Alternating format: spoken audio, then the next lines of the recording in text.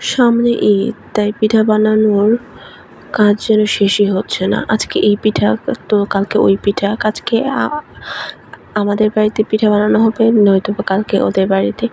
So ঘুম থেকে উঠেই সব কাজটা সেরে সবাই আর কি পিঠা বানানোতে ব্যস্ত।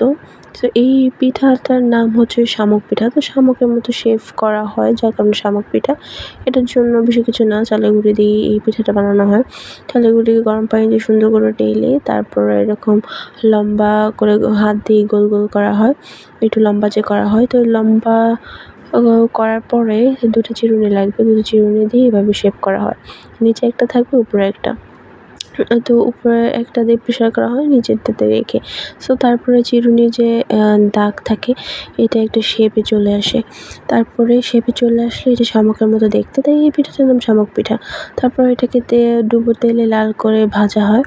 লাল করে ভাজার পর এটাকে রেখে দেয়। এটা প্রসেসিং করে খেতে কিন্তু বেশ মজা। এটা হচ্ছে ভেজে মানে গুড়ের মধ্যে রেখে চুবানো হয়। তো তারপরে একটি মিষ্টি লাগে অ্যান্ড ক্রিসপি মচমচে।